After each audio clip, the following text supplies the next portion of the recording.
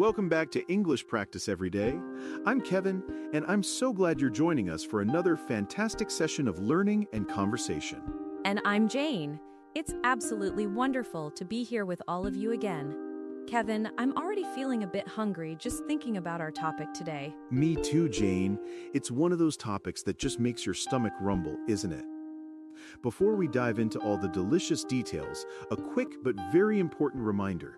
If you find this content useful, if you're learning something new, or if you just enjoy our chat, please take a moment to like, share, and comment. And, of course, subscribe to our channel. It truly helps us out and lets us know you're enjoying what we do, which encourages us to create even more episodes for you. Absolutely. Your support means the world to us. And today, we're talking about something that is super important for our health and energy, but often gets overlooked or rushed. Simple breakfast habits. I mean, who doesn't love a good breakfast to kickstart their day? You know, Jane, you'd be surprised. A lot of people, especially these days with busy schedules, skip breakfast entirely, or they just grab something quick that might not be the healthiest option. But the beauty of a simple breakfast is that it really doesn't have to be complicated, and it can be incredibly good for you, both physically and mentally. That's so true. When I hear the word breakfast, sometimes my mind jumps to those big fancy brunch spreads with pancakes, bacon, eggs Benedict. You know the works. But that's not exactly practical for every single morning, is it? We're talking about daily habits here. Exactly. For our listeners who are practicing their English, this is a fantastic topic because it involves so many aspects of everyday routines, food vocabulary, and discussing personal habits. We'll be using lots of common verbs and phrases. So Jane, let's start with you. What's your absolute go-to simple breakfast on a super busy weekday morning? Oh, without a doubt, mine is oatmeal. I'm talking about the quick oats, not the steel-cut kind that takes forever. You just add hot water or milk, a few berries if I happen to have them in the fridge or freezer, maybe a sprinkle of chia seeds, and sometimes a few chopped nuts. It's literally ready in about 2 minutes. You just stir it up, let it sit for a minute, and you're good to go. Oatmeal is fantastic. It's so filling, gives you sustained energy throughout the morning, and it's incredibly versatile. You can put almost anything in it, as you said. I'm more of a Greek yogurt guy myself. I'll take a big spoonful or two of plain Greek yogurt, add some granola for that satisfying crunch, and maybe a drizzle of honey or maple syrup for a touch of sweetness. That takes me even less time, probably 30 seconds to put together if I'm quick. See, that's what we're talking about.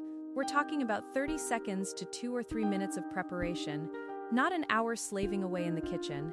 And the difference it makes to how you feel, how you focus, and how much energy you have is just immense. You feel so much better for starting your day with something nourishing. Totally. I've noticed a huge difference in my energy levels and concentration when I eat breakfast versus when I skip it.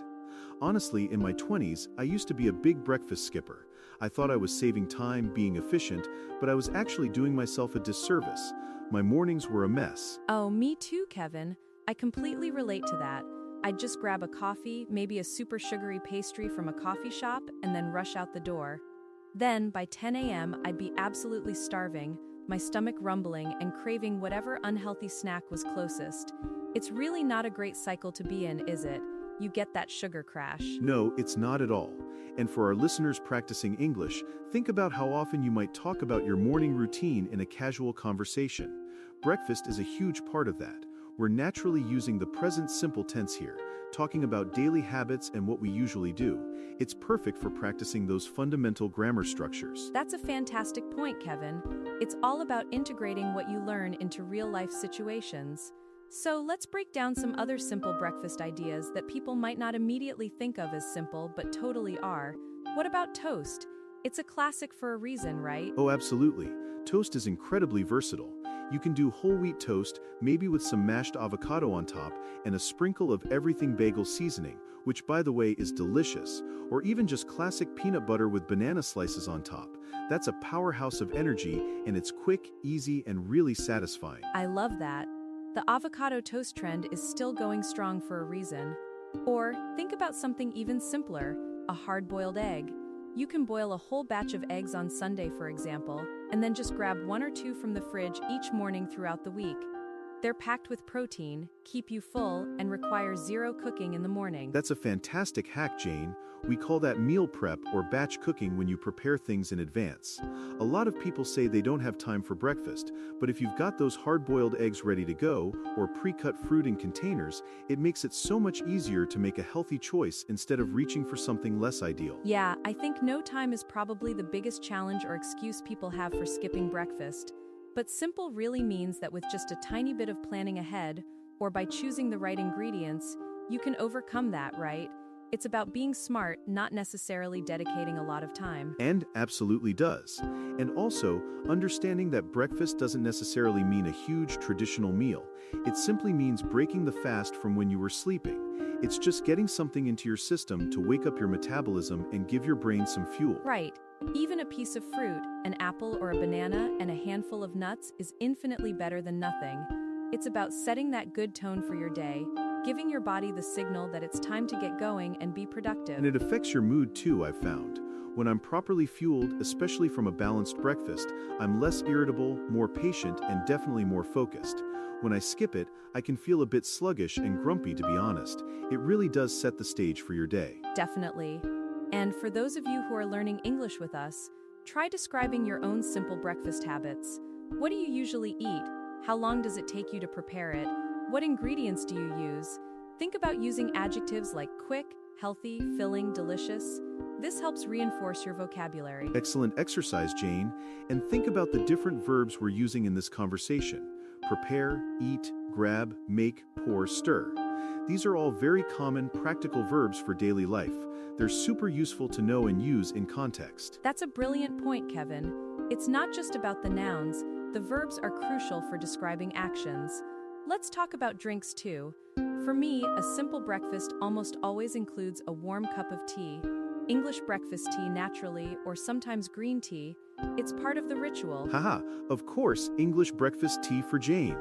For me, it's coffee, black coffee. I truly can't start my day without it. It's a non-negotiable part of my morning routine. But beyond the caffeine, staying hydrated is also so important. A glass of water, especially first thing in the morning, can really make a difference. Hydration is absolutely key. It helps wake up your body and brain. So, if someone is really struggling to get into a breakfast routine, maybe they've tried before and failed, what's one piece of practical advice you'd give them, Kevin? I would say, start small. Don't try to go from zero breakfast to a full, gourmet meal. Just pick one super simple thing, like an apple and a small handful of almonds, or a banana and a glass of milk, and commit to eating that every morning for a week. See how you feel. You'll likely notice a positive change, and that motivation will help you build on it. I love that. Make it almost ridiculously easy to start with. My advice would be to prepare the night before, if possible.